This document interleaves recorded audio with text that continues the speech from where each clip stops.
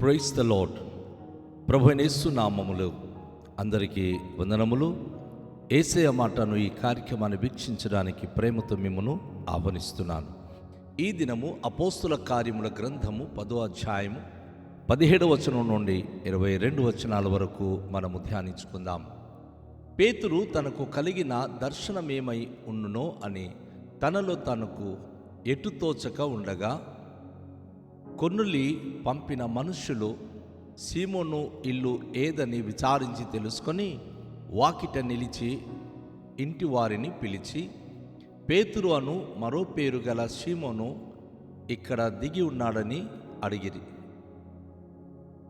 పేతురు ఆ దర్శనమును గూర్చి యోచించుచుండగా ఆత్మ, ఇదిగో 3 మనుష్యులు నిన్ను వెదుకుచున్నారు. నీవు లేచి ఆ క్రిందికి దిగి సందేహింపక వారితో కూడా వెళ్ళుము, నేను వారిని పంపి ఉన్నానని అతనితో చెప్పెను. పేతురు ఆ మనుషుల యొద్దకు దిగి వచ్చి, ఇదిగో మీరు వెదుగువాడను నేనే, మీరు వచ్చిన కారణమేమని అడిగాను. అందుకు వారు, నీతిమంతుడునో దేవునికి భయపడువాడునో యూదజనులందరి వలన మంచి పేరు పొందినవాడునైన శతాధిపతియగు కొర్నేలియను ఒక మనుషుడున్నాడు. అతడు నిన్ను తన ఇంటికి పిలువనంపించి నీవు చెప్పు మాటలు వినవలెనని పరిశుద్ధ దూత వలన బోధింపబడినని చెప్పిరి. అప్పుడు అతడు వారిని లోపలికి పిలిచి ఆతిథ్యం ఇచ్చెను. ప్రభునందు ప్రియమైన వాళ్ళరా, ఈ వాక్య భాగంలో ముందు మనము చూసినటువంటి వాక్య భాగంలో ఉన్న దర్శనానికి ఈ వాక్య భాగంలో ఉన్నటువంటి అద్భుతమైనటువంటి ఆ నెరవేర్పును మనం గమనిస్తున్నాం. పేతురు ఆ యొప్పేలో సీమోను ఇంట ఆయన బస చేసినప్పుడు తనకు కలిగిన దర్శనం ఏమిటి అని ఆయన ఎటుతోచని పరిస్థితిలో ఉన్నాడు. అసలు ఏంటి దర్శనము? ఎందుకు ప్రభు నన్ను ఈ 4 చెంగులు పట్టుకొని కింద దింపిన పాత్రలో ఆ నిషిద్ధమైనటువంటి జంతువులను తినమన్నారు? నాకు అర్థం కావట్లేదని దాని గురించి ఆయన, ఆ కళ గురించి ఆయన చాలా ఆలోచిస్తున్నాడు. గందరగోళంగా తన మనసులో బాధపడుతూ ఉన్నాడు. చాలాసార్లు మనకు కనుక రాత్రిపూట కళ వస్తే ఆ కళను గురించి మనం విపరీతంగా ఆలోచిస్తాం.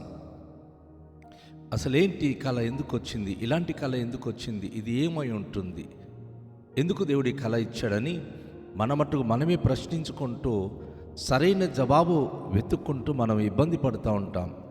మన పక్కన ఉన్నటువంటి వారికి అడుగుతాం, ఇలాంటి కళ వచ్చింది అని. వారికి తోచిన కళ భావము చెప్తే మనకు నచ్చితే ఊరుకుంటాం, నచ్చకపోతే కొంతవరకు అసంతృప్తికరంగా ఉంటాం. పేతురు ఇప్పుడు ఎవరికి అడగడానికి లేదు, ఎందుకంటే ఆ దర్శనము దేవుడిచ్చాడు. ఆ దర్శనం గురించి ఆయన దేవుని దగ్గర అసలు ఎదురు చూస్తున్నాడు. ఏంటి ప్రభువా, ఇలాంటి దర్శనం వచ్చింది అని. ఇందులో అనుకోకుండా అద్భుతమైనటువంటి విషయము మరి దేవుడు తనకు బయలుపరిచాడు. ఈ దర్శనం గురించి ఆయన ఆలోచిస్తున్నాడు.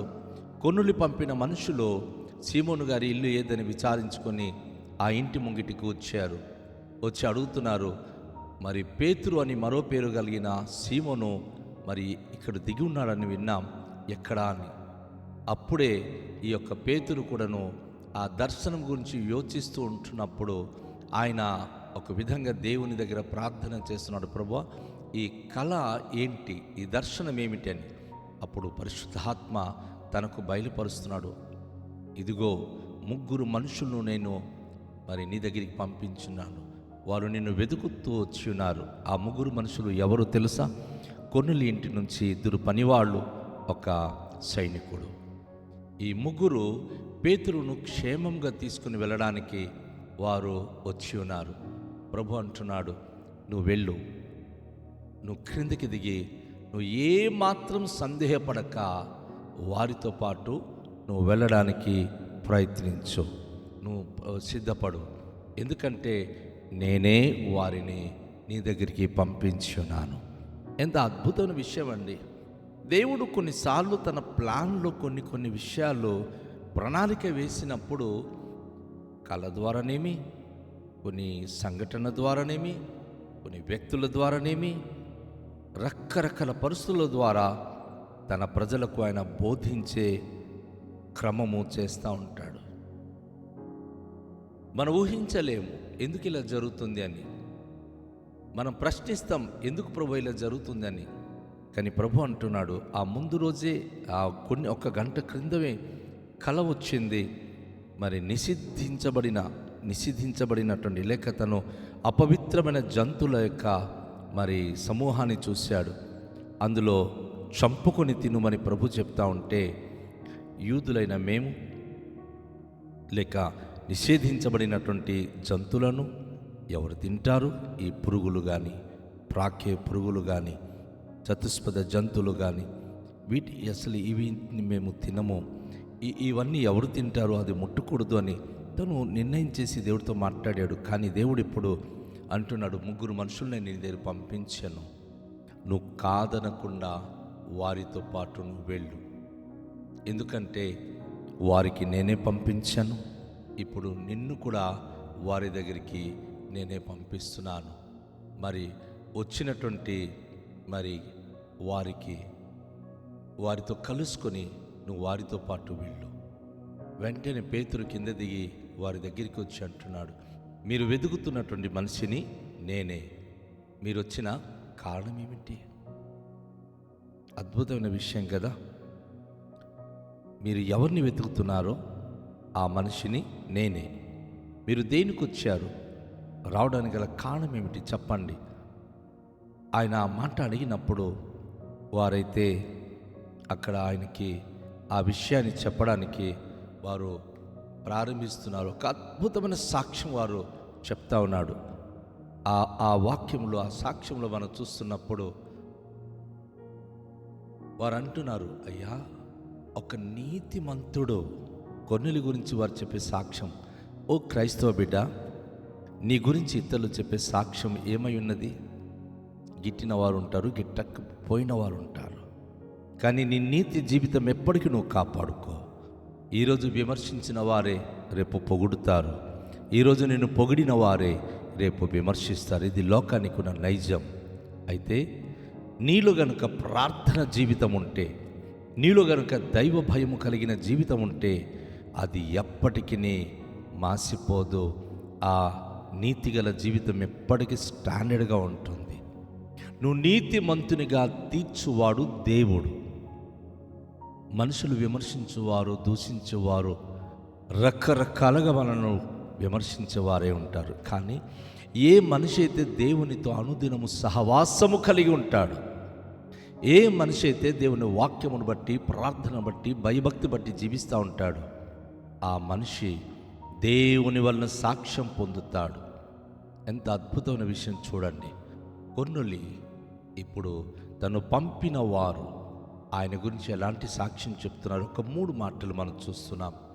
మొదటి మాట వారు ఏమంటారంటే, అయ్యా, మమ్మను పంపించిన వాడు ఆయన నీతిమంతుడు. అవును, నువ్వు ప్రభువును సేవిస్తున్నప్పుడు నీ ప్రభు నీతిమంతుడు, తనను సేవించే నువ్వు కూడా నీతిమంతుడుగా ఉండాలి. అక్కడ నీతిమంతుడు. రెండోదిగా, అతను దేవునికి భయభక్తులు కలిగిన వాడు. సాధారణంగా యూదులలోనే కదా నీతిమంతులు ఉంటారు, భయభక్తులు కలిగిన వారు ఉంటారు, ఇలాంటి మంచి పేరు కలిగిన వారు ఉంటారని యూదులకు, ఇశ్రాయేలుకి నమ్మకం. కానీ నిషేధించబడిన వారని మనం ఎవరినైతే ఎంచుకుంటున్నామో వారి దగ్గర నుంచి వచ్చిన సాక్ష్యము పేతురు హృదయానికి తాకింది.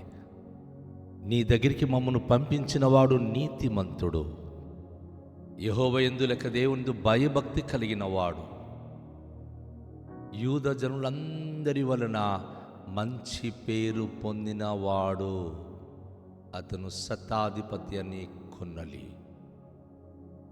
యూద జనులందరి వలన ఆయన ఉండేది కైసరియలో, యూదయ ప్రదేశములో. ఆయన స్వంత ప్రాంతము, తన స్వజన్మస్థలము ఇటలీ. కానీ ఆయన ఉండేది యూదుల మధ్య. నా సహోదరి, నా సహోదరుడా, నీ సొంత ప్రజల మధ్య ఉన్న కూడా కొన్నిసార్లు నీ గురించి మంచి మాటలు పలికేవారు ఎవరు లేరు. కానీ కొన్నొలి యూదులు ఇశ్రాయేలు మధ్య ఉన్నప్పుడు వారందరి దృష్టిలో ఒక మంచి పేరు కలిగినటువంటి వ్యక్తిగా, ఒక శతాధిపతిగా, ఒక ఉన్నతమైన అధికారిగా అక్కడ జీవిస్తున్నాడు. ఈ రోజుల్లో ఒక ఉన్నత అధికారి గనుక పట్టణంలో ఉంటే, ప్రాంతంలో ఉంటే, ఆయన చేసే కార్యకలాపాల గురించి చాలా తరచి చూస్తారు. ఒకవేళ ఆ వ్యక్తి కనుక మంచి పని చేస్తూ ఉంటే పొగుడుతారు. ఏదైనా చిన్న తప్పు దొరికిందా తన గురించి విపరీతంగా వారు గాలించి భయంకరంగా బ్యాట్ చేస్తారు, చెడుగా మాట్లాడతారు. అయితే ఇక్కడ మరి కొర్నేలి అందరి వలన మంచి పేరు పొందినవాడు, అందరితో అట్టి కలిసిపోయినవాడు, మంచి ధర్మ కార్యములు చేయగలిగినవాడు. ఆ మనిషి తన యొక్క రూటు, తన జీవిత విధానాలు ప్రత్యేకమైనది. తన గురించి మంచి సాక్ష్యం చెప్పి అతడు నిన్ను తన ఇంటికి పిలువనంపించి ఉన్నాడు అని తనకు చెప్పడం జరిగింది. అయ్యా, అలాంటి గొప్ప వ్యక్తి ఆయన నిన్ను తన ఇంటికి రమ్మని పిలిచాడయ్యా. ముఖ్యంగా ఆయన 3 గంటల ప్రాంతంలో ప్రార్థన చేస్తుంటే అతనికి దేవుడు ఒక దర్శనం ఇచ్చాడు. ఆ దర్శనములో మీ ఇంటికి మరి పంపిస్తే, మీరు వస్తే, మిమ్మల్ని పిలిపిస్తే మీరొచ్చి ప్రభు గురించి బోధిస్తాడని ఒక పరిశుద్ధ దూత తనకు బోధించడము ఆయన చూశాడు. కనుక ఆయన మమ్మను మీ దగ్గరికి పంపించాడంటే వెంటనే కొర్నేలి వారికి ఇంటి లోపలికి తీసుకెళ్ళి ఆతిథ్యం ఇచ్చాడు. అవును, ముందు నిషేధించబడినది మేము ముట్టము అన్నాడు. కానీ ఇప్పుడు వారినే ఇంటి లోపలికి ఆయన ఆహ్వానించాడు. చాలాసార్లు మనకు వద్దు అన్నటువంటిదే దేవుడు మనకు చాలా ముద్దుగా ప్రేమించి అది మనకు కావాలి అన్నట్టుగా చేయగలిగిన వాడు ఆయన. కనుక కొర్నేలి ఇప్పుడు ఇంటి లోపలికి వెళ్ళి వారికి ఆతిథ్యం చేసి వారిని ఆదరించి విషయ వివరాలన్నీ కూడా సైనికుడు ద్వారా, అలాగే ఆ పనుల ద్వారా ఆయన విన్నాడు. నా సోదరి సహోదరుడా, నువ్వు కూడా మంచి సాక్ష్యము కలిగి నీ వద్దకు వచ్చేవారికి ప్రేమగా చేర్చుకునే మనస్సు కలిగి ఉండాలని, మీరు మీ కుటుంబాలు దేవునికి మహిమకరంగా బ్రతకాలని ప్రభువును తలలోంచుకొని కళ్ళు మూసుకొని ప్రార్థన చేద్దాం. ప్రార్థనలో ఏకీభవించండి. పరిశుద్ధుడా, మీకు వందనాలు. విన్న వాక్యమును బట్టి మా జీవితాల్లో ఇతరుల వలన మంచి సాక్ష్యము కలిగిన వారమై మీకే మహిమకరంగా జీవించే భాగ్యం మాకు దయచేయండి. మేము మంచి పనులు చేసి, మంచి ప్రవర్తన ప్రవర్తించి, మంచి జీవిత విధానాలు కలిగి ఉండి మీ మహిమ కొరికి మేము నడిచే కృప అనుగ్రహించండి. మీ దయలు మమ్మను నడిపించండి. మీ కృపలు మమ్మను బలపరచండి. కొర్నేలి వలె ఒక మంచి సాక్ష్యము కలిగిన కుటుంబముగా, నేను వ్యక్తులుగా మమ్మల్ని తీర్చిదిద్ది అటు నీతిమంతులుగా, అటు భయభక్తు కలిగిన వారుగా, అటు మంచి పేరు కలిగిన వారిగా మమ్మను ఆశీర్వదించుమని యేసు నామములో ప్రార్థిస్తున్నాము తండ్రి. ఆమేన్. అందరికీ షాలోం. ప్రభు మనలను దీవించునుగాక.